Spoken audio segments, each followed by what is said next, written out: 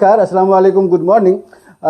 हमने ये वीडियो बनाई थी इंग्लिश में, जो कि थोड़ी सी इको हो गया था उस साउंड में, तो इस बार फिर से हम दोबारा बना रहे हैं और इस बार हिंदी में बना रहे हैं। तो देखिए आप लोगों को कैसा लगता है, कमेंट जरूर कीजिएगा, लाइक जरूर कीजिएगा और बताइएगा भी कि ये बन रहा है कि नहीं। तो ये हम बात कर रहे हैं कि आपके पैसे, जैसे कि इनकम सोर्स की हमने बात की कि 7 इनकम सोर्सेस हैं। अब आप इनकम सोर्स को समझने के बाद आप उसको 1 बाय 1 टैप कर रहे हैं। जैसे अर्न इनकम है, उसके बाद आप सोच रहे हैं कि इंटरेस्ट कैसे आएगा, फिर आप सोच रहे हैं कि रेंट कैसे आएगा, फिर प्रॉफिट कैसे आएगा। इन सब के क्रम के बाद जब आपका ये सोर्स टैपिंग होने लगा, फिर आप सोचेंगे कि पैसे को कैसा हम वेल्थ क्रिएट करें, पैसे को कैसे बढ़ाएं। तो एक स्मार्ट तरीका है इसमें सबसे पहले कि रूल ऑफ 72।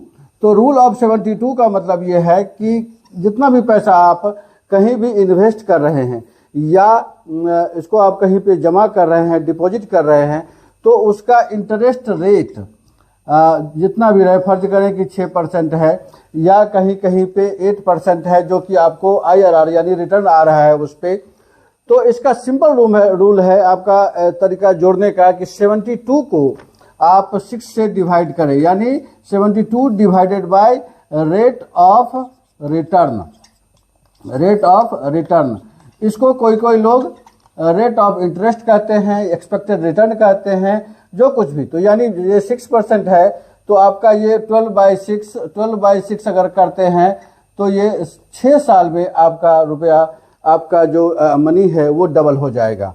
अब जो दूसरा रूल है कि ये जानने के बाद आप इन्वेस्टमेंट आप स्टार्ट कैसे करेंगे। इनकम सोर्स आपने टाइप कर लिया, आपने ये समझ गया कि हमारा वेल्थ जो है ना वो बढ़ेगा कैसे। तो उसके लिए सबसे ज़रूरी चीज़ है बजट। बजट के लिए मैंने अलग से एक वीडियो बनाया है जिसमें कि हमने 8 कैटेगरी बनाए हैं, जो कि काफ़ी डिटेल में है। यहाँ पे शॉर्ट में हम बता रहे हैं, जो कि सब लोग, मतलब बहुत ही ट्रेडिशनल रूल है कि 50, 30 एंड 20। और बहुत ही सिंपल है कि 50% जो है वो आप खर्च कर रहे हैं नीड्स के लिए, यानी जो नेसेसिटी है आपकी उसको पूरा करने के लिए, कि ये तो हमें खर्च करना ही करना है। उसके बाद जो रूल आता है वो है आपको 30% जो है ना वो वांट्स का मतलब ये है कि इसके बगैर आप रह सकते हैं, लेकिन आपको अपनी प्रोग्रेस के लिए, सेल्फ रिस्पेक्ट बनाए रखने के लिए इस पे आपको खर्च होता है, मौज मस्ती के लिए खर्च होता है। और ये 20%, ये जो 20% है, इसको आपको हर हाल में ये रखना है कि किसी मतलब सेविंग करना है। और ये सेविंग जो है ना, यही आपको वेल्थ क्रिएशन के लिए ज़रूरी है। यहाँ से आपका वेल्थ क्रिएशन स्टार्ट होता है। उसके बाद है कि इसको आप मतलब कितना करना है, कहाँ से करना है, कितनी बजटिंग करनी है। तो ये 20% जो आप सेव कर रहे हैं, इसको 6 इंटू इमरजेंसी फंड। अब इमरजेंसी फंड में आप थोड़े सी कंफ्यूजन होता था कि कहीं पे आप देखेंगे कि 3 मंथ सजेस्ट करते हैं, कहीं कहीं पे ये 6 मंथ सजेस्ट करते हैं। अब 6 मंथ सजेस्ट करने का क्या लॉजिक है कि वो कह रहे हैं कि ये जो नीड है 50%, सो 50% को 6 टाइम करना है। यानी जब आपको इमरजेंसी आती है तो फिर आपके लिए वांट्स और सेविंग जरूरी नहीं है, आपको जरूरी है कि आप कैसे सरवाइव करें। तो उसके लिए 50% इंटू 6, इसका मतलब ये हो गया कि जो टोटल सैलरी है उसका 300%, यानी 3 महीने की सैलरी आपको जमा करना है। अब एग्जाम्पल के तौर पे हम देखते हैं कि किसी की सैलरी अगर आप समझो, सपोज करो कि $1,000 है, जो कि बहुत कॉमन होता है, $1,000 सैलरी होता है। अब ये $1,000 मैं USD में कर रहा हूँ बात, हाँ। तो $1,000 सैलरी को अगर आप ये करें तो इसमें आपका हो गया कि $500 जो है ना, ये आपकी नेसेसिटी है, इससे ज़्यादा खर्च आपको नहीं करना है। 30% यानी $300 जो है ना, वो आप कर रहे हैं सेविंग, वांट्स पे, ज़रूरत पे, ऐसे चीज़ों पे खर्चा कर रहे हैं जो कि आपको जीवन में थोड़ी सी मतलब ईजीनेस देता है। आपको लगता है कि ये सब खर्च करने से हमारी लाइफ थोड़ी कंफर्टेबल हो जाएगी। उसके बाद ये जो 200 मतलब 800 तो आपका यहाँ पे कंज्यूम हो जाता है, और इसके बाद जो आपका $200 है, ये 200 आपको हर महीना सेव करना है। अब अगर आप सेव करते हैं 200, अब इसके हिसाब से जो बजटिंग के हिसाब से आपको 6 इंटू इमरजेंसी फंड जमा करना है, तो इस 200 को मैं यहाँ पे एक लाइन ऐसे खींच दे रहा हूँ कि समझने में दिक्कत हो कि ये $200 अगर आप हर महीना सेव करते हैं तो $1000 के हिसाब से आपको चाहिए 3 गुना यानी $3000। सो 200 के हिसाब से अगर आप करते हैं तो ये 15 मंथ में आपको $3000 खर्च हो गए, सॉरी जमा हो गए। अब जमा होने के बाद कहानी ये है कि आपने अभी आपने 1 महीना या 2 महीने का आप, लेकिन प्लान पहले से करें कि हमें इतना ब्रेक लेना है, 2 महीने का आप ब्रेक ले लीजिए। तो समझें कि आप 15 मंथ के बजाय 17 मंथ में जाकर के आप ऐसे हो गए कि आपके पास इमरजेंसी फंड इस तरह का है कि आप स्टेबल हैं। अब आपको क्या करना है कि इसको इन्वेस्ट करना है, लेकिन आपकी सेविंग बंद नहीं होनी चाहिए। तो अब अगर आप 18 मंथ में अगर आप आते हैं, 17 मंथ तक मैंने कर दिया कि यहाँ पे कोई सेविंग नहीं है, 0/0 हम रखते हैं, और ये प्लस जो है ना ये 3000 ही है, ठीक है, इसमें कोई सेविंग हम नहीं कराते हैं। इन दैट केस जब 18 मंथ आप जमा कर लेते, 18 मंथ से आपका ये वेल्थ हर महीना 200 करके बढ़ रहा है, यानी 3000 प्लस 200 अगर आप इसमें करेंगे तो ये 3200 आपका हो जाएगा। और इसी तरह से 19th मंथ में आपका 3200 प्लस 200, तो ये आपका 3400 जमा हो जाएगा, एंड सो ऑन। इसके बाद इसमें 4% अगर आप सिंपल अगर आप रखते हैं तो 4% जो है ना इसमें इंटरेस्ट भी आपका जुड़ रहा है, द इनकम सेकेंड सोर्स। तो ये 4% इसमें जुड़ रहा है, तो ये मतलब समझें कि 3400 के बदले 3500 समथिंग हो जाता है। अब आप सोचेंगे कि अब मेरे तो टाइम आ गया, अब तो मैं इन्वेस्ट करूंगा, लेकिन यहाँ पे एक चेक और दिया जाता है। अब आपको चेक क्या करना है, चौथा रूल पे आप आ जाएं कि चेक क्या करना है कि आप जिस किसी भी तरह का EMI जमा कर रहे हैं, मंथली जहाँ पे भी आप जमा कर रहे हैं, सबसे पहला बच्चों के लिए ट्यूशन फीस होता है, उसके बाद होता है कि घर का रेंट है अगर आप रेंट पे रह रहे हैं तो, उसके बाद कोई लोन लिया है तो वो लोन का अमाउंट होता है। लेकिन आपको ख्याल ये रखना है कि ऑल कुल टुगेदर EMI जो है ना वो 40% ऑफ द सैलरी होनी चाहिए।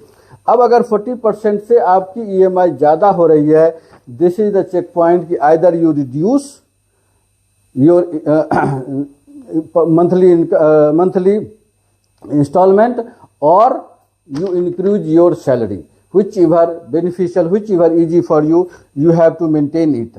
Otherwise ये जो जमा किया है ये उसके प्रोपोर्शनेट नहीं होगा। तो 40% EMI को आपको बिल्कुल ख्याल रखना है। इसमें आपको मैंने जैसे बताया था कि रेंट ले सकते हैं, या ट्यूशन फीस है, या और कोई लोन है, तो जो कुछ भी इसमें आ रहा है ये सब लगा के 40% ही होना चाहिए। 40% जब आपका मैनेज हो रहा है, let's start your investment now. लेकिन अब इसमें जो पहला रूल है और जो सब लोग मानते हैं कि शेयर मार्केट, इक्विटी मार्केट जो है वो सबसे अच्छा जगह है पैसे को मल्टीप्लाई करने के लिए। अब उसमें सब लोग बताते हैं कि आपको नॉलेज होना चाहिए, तो नॉलेज तभी होगा जब आप इन्वेस्ट करना शुरू करेंगे। तो उसके लिए यहाँ पर मैं मैं सबको एडवाइस देता हूँ, आप मेरा वो वीडियो देखिएगा भी, और वो सबसे अच्छा मतलब कर भी रहा है, बिजनेस भी कर रहा है, सॉरी व्यू भी बटोर रहा है। तो उसमें मैंने बताया कि इस फंड को आप 2 हिस्से में बांट दें, जो इतना रहता है, और 50% आप इन्वेस्ट करें। लेकिन कैसे इन्वेस्ट करें, तो उसके लिए एक सिंपल रूल बता रहा है कि 100 एज रूल। 100 एज रूल का मतलब ये है कि आपकी जितनी उम्र है उतना आप 100 में से माइनस कर लीजिए। समझिए कि आप, जैसे कि मैंने ये स्टार्ट किया था जॉब, तो 21 ईयर मेरा एज था, और अगले अगर मैं प्लान से चला होता तो अगले 19 महीने में हमारे पास मतलब इतना पैसा जमा हो जाता और मेरी इन्वेस्टमेंट जर्नी शुरू हो जाती। तो समझ लो कि ये 23 का एज है, 23 के एज से मैंने इन्वेस्टमेंट शुरू किया।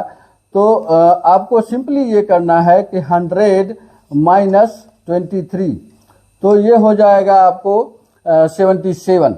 तो ये 77% हम डायरेक्टली इक्विटी में इन्वेस्ट कर सकते हैं। 77% अगर इक्विटी में आप इन्वेस्ट करते हैं तो आपके पास ये पर्याप्त हो जाता है कि जैसे 34 को आपने पहले कर लिया 1700, और 1700 का 70% यानी समथिंग 1400 अराउंड ये आ जाता है। तो इतने $1400 से आप इन्वेस्टमेंट शुरू करें, और शुरू करने के बाद जैसे जैसे आपका इन्वेस्ट बढ़ते जाता है, समझ बढ़ते जाती है, वैसे वैसे आप इसको बढ़ाते जाते हैं। हाँ, अब ये जो आपने कर लिया, उसके बाद जो आपका 27% यहाँ बच रहा है, 23% यहाँ बच रहा है, उसका क्या करेंगे? तो उसका सबसे बेहतरीन जो है कि वो एफडी है, बैंक डिपॉजिट है। और उसके लिए ये कभी ना सोचें कि इसका बेस्ट टाइम कौन सा है। बेस्ट टाइम ऑलवेज है उसका। आप एक बार इन्वेस्ट कर दें, फिर आप जब बड़े एसेट लेते हैं, जैसे कि लैंड होता है, जैसे कि घर होता है, जैसे फ्लैट होता है, उसी टाइम में उसको छुड़ाएं, बीच में उसको देखना भी छोड़ दें, उसके बारे में डिस्कशन भी छोड़ दें। उसके बाद इन सब के साथ आपको यहाँ पे जब आप बढ़ते जाता है तो यहाँ पे मल्टीफोल्ड होता है। यहाँ पे होता है कि ये $200 हर महीना बढ़ जा रहा होता है 1 साल तक। उसके बाद आपकी इनकम थोड़ी सी बढ़ जाएगी। जब इनकम थोड़ी सी बढ़ जाएगी, जो भी इंक्रीमेंट आता है, जितना भी आता है, तो फिर ये जो 200 का रेट हम मान रहे हैं यहाँ पे, ये 200 का रेट आपका अब थोड़ा और इंक्रीज हो जाएगा। शायद हो सकता है कि $250 आपके पर मंथ जमा होने जाए। तो आप इस तरह से इन्वेस्टमेंट कर सकते हैं। हाँ, जो कैपिटल गेन और डिविडेंड का है, उसमें आप चूज करें कि आपको डिविडेंड ज़्यादा मिले, यानी शेयर ज़्यादा बेचने की जो मतलब फ्रिक्वेंसी उसकी बहुत कम होनी चाहिए। जब आपको लगे कि बहुत ज़्यादा प्रॉफिट है तो ही आप बेचें, नहीं तो हमारे हिसाब से आप उसको रहने दें। जब कभी भी इस तरह के एसेट खरीदने का टाइम आएगा, लैंड, फ्लैट और समथिंग, उस टाइम में फिर आप उसको सेल कर सकते हैं। अब यहाँ पे एक जो सवाल आया था मेरे पास किसी वीडियो के कमेंट में कि कितना पैसा कमाना है, कब तक कमाना है।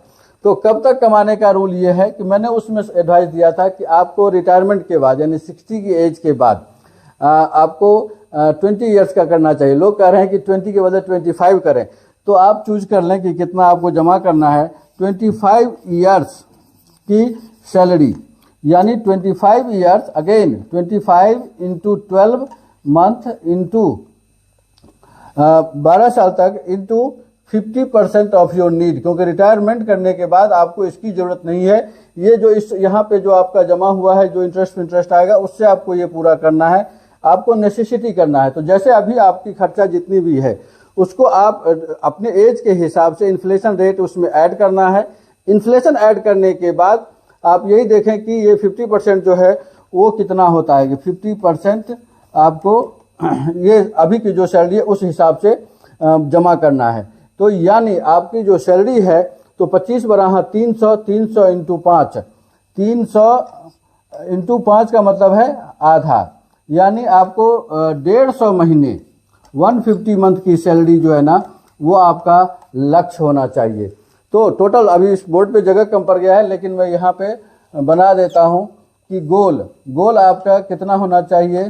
तो 150, अब ये $1000 का अगर हम कैलकुलेट कर रहे हैं तो 1000 इंटू 15, 150, तो 15 हो गया। ये 3 1 4 0 इसमें हम कर लेते हैं, यानी $150,000 आपको जमा करना है। ये आपका गोल है। इसको आप हाईलाइट कीजिए, इसको बड़ा कीजिए। ये लक्ष्य लेकर के आप स्टार्ट करें। जैसे जैसे आपकी सैलरी बढ़ते जाएगा आप इसको बढ़ाते जाइएगा। That's all. ये कैलकुलेशन, ये समझ कैसी लगी ये कमेंट जरूर कीजिएगा। लाइक करने से हमारा उत्साह बना रहता है। Okay, bye bye.